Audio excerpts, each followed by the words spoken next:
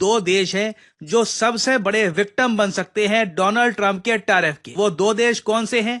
एक थाईलैंड और दूसरा India. The last part is the most important, right? Would you say? Totally. So basically, this is aluminum, the same thing, no exceptions, no nothing. America के अंदर कोई भी कहीं से भी अगर स्टील और एल्यूमिनियम आएगा तो उसके ऊपर फ्लैट 25% का टैरिफ लगेगा। 25% on each. A serious blow to many countries and to producers around the world, including India, even if India is not the most heavily exposed. बिस्मिल्लाहिर्रहमानिर्रहीम, अस्सलाम वालेकुम मोहतरम नाज़रीन।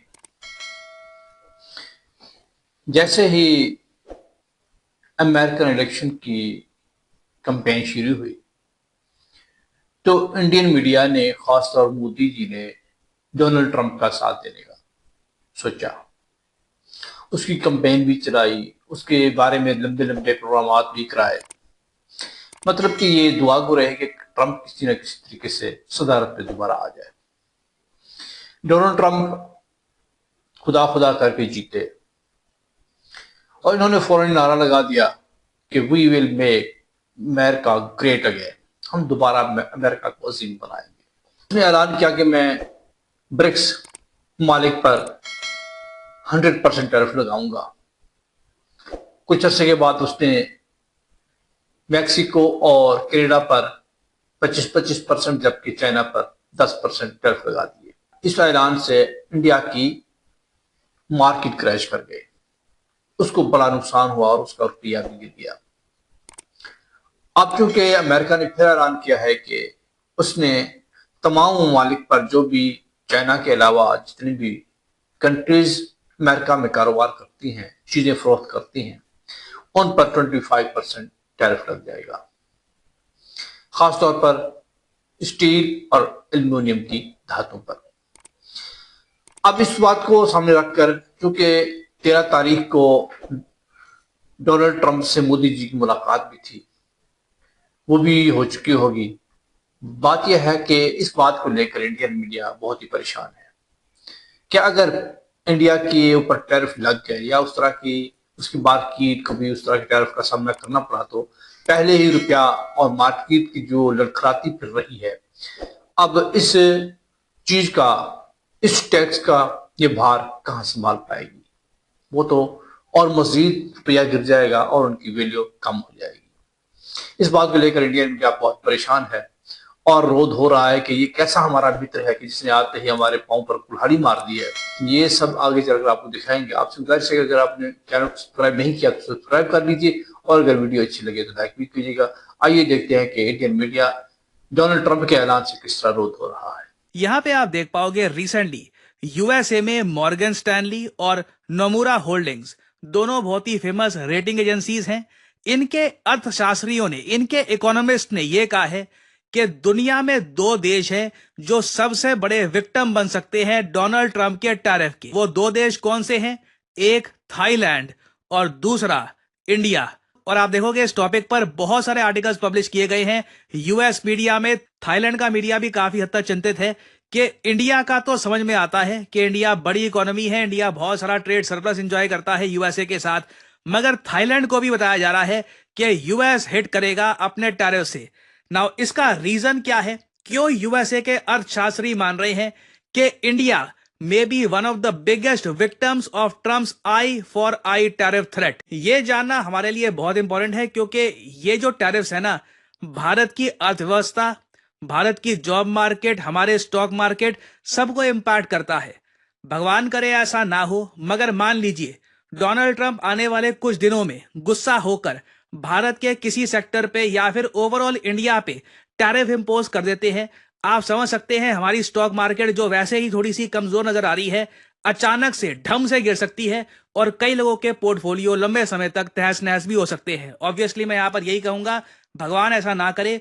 और पीएम मोदी के सामने एक बहुत बड़ा चैलेंज ये है कि जब ये डोनाल्ड ट्रंप से मिलेंगे 13 फरवरी, ये जो डेट है ना, लकी नंबर 13, 13 फरवरी की जो ये डेट है बहुत ही इंपॉर्टेंट होगी।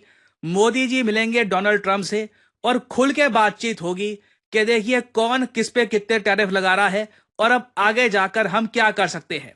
नाउ अभी के लिए मैं आपको बताता हूं कि जो यूएस के ये इकोनॉमिस्ट है, प्राइमरली मॉर्गन स्टैनली के इकोनॉमिस्ट, ये क्यों मान रहे हैं कि भारत एक बहुत ही बड़ा विक्टिम बन सकता है। नाउ डोनाल्ड ट्रंप को एक चीज जो सबसे ज्यादा सताती है ना, वो ये टेबल है, और यहाँ पे जो ये लाल लाल ये दिख रहे हैं ना आपको नंबर्स, ये डोनाल्ड ट्रंप को बहुत ज्यादा दुख देते हैं। बेसिकली आज के समय हो क्या रहा है कि यूएसए जब दुनिया के साथ ट्रेड करता है तो यूएसए आप मान लीजिए 1800 बिलियन डॉलर का दुनिया को सामान बेचता है, एक्सपोर्ट करता है, और ऑलमोस्ट 3000 बिलियन डॉलर्स का सामान खरीद लेता है दुनिया से। तो ट्रेड डेफिसिट कितना हो गया यहाँ पे आपका 1100 बिलियन डॉलर्स के आसपास। ये जो अमाउंट है ये डोनाल्ड ट्रंप को काटना है, क्योंकि वो मान के चल रहे हैं दुनिया बहुत ज्यादा फायदा उठा रही है अमेरिकन मार्केट का। और इसके लिए आपने रिसेंटली सुना होगा ट्रंप ने 3 देशों पर टारगेट किए अपने टैरिफ्स, कनाडा, मेक्सिको और चाइना। और सबसे पहले ये देखते हैं कि एग्जैक्टली हुआ क्या। देखिए अभी 10 फरवरी को डोनाल्ड ट्रंप ने यहां पर अपना जो टैरिफ मेजर्स है उसको कंटिन्यू रखा। आपको पता ही होगा सबसे पहले उन्होंने कनाडा के ऊपर, मेक्सिको के ऊपर 25% का टैरिफ, चाइना के ऊपर 10% का टैरिफ। लेकिन अब यहां पर जो टैरिफ लगाया गया है वो पूरे दुनिया के ऊपर लगाया गया है। जी हां, ये कोई कंट्री स्पेसिफिक टैरिफ नहीं है। ये सिंपल अर्थ ये हुआ इसका मतलब कि अमेरिका के अंदर कोई भी कहीं से भी अगर स्टील और एल्यूमिनियम आएगा तो उसके ऊपर फ्लैट 25% का टैरिफ लगेगा। और इसी की वजह से दुनिया भर के जो ग्लोबल मेटल मार्केट है उसके ऊपर असर हो रहा है। और ऐसा डोनाल्ड ट्रंप ने क्यों किया? उनका यह कहना है कि उनके देश को, मतलब अमेरिका को जरूरत है इस समय की जो स्टील और एल्यूमिनियम है वो अमेरिका में ही बने, वो कहीं बाहर से ना आए। We need to create in order to protect our country's future. It is time for great industries, our great industries to come back to America. We want them back. मतलब वो चाहते हैं कि अमेरिकन जो कंपनीज हैं वो America में ही produce करें। This is the first of many. ये जो हम मेजर ले रहे हैं ये कोई इकलौता नहीं है, इसके अलावा और भी कई मेजर्स लिए जाएंगे। उन्होंने ये कहना है कि यहां पर जो हमने ये लगाया है ये किसी को एग्जेम्प्ट नहीं करता है, किसी के लिए एक्सेप्शन नहीं है। चाहे भारत हो, चाइना हो, मेक्सिको हो, कनाडा हो, कोई भी देश हो, अगर वहां से स्टील और एल्यूमिनियम आएगा अमेरिका में तो उसके ऊपर 25% का टैरिफ लगेगा। So with respect to aluminum, similarly to steel, since 2018, a large number of exceptions and exemptions have been added into the law. This eliminates all of those and also increases the ad valorem tariff rate from 10 to 25%. Mostly the last part is the most important, right? Would you say? Totally. So basically, this is aluminum, the same thing, no exceptions, no nothing, and it's going to bring our aluminum business back and may go higher. So here we go again. President Trump has, as threatened to much of the world and has promised to much of America, slapped new tariffs on import of steel and aluminum. This time, 25% on each. A serious blow to many countries and to producers around the world, including India, even if India is not the most heavily exposed. Annual aluminum exports from India to the US are currently worth about $1 billion. Steel, about half of that much. So Indian companies that are in this business will be hit quite heavily, and we are talking about companies like Nalco and Hindalco in aluminum, and in steel we're talking about companies like Tata Steel and JSW Steel.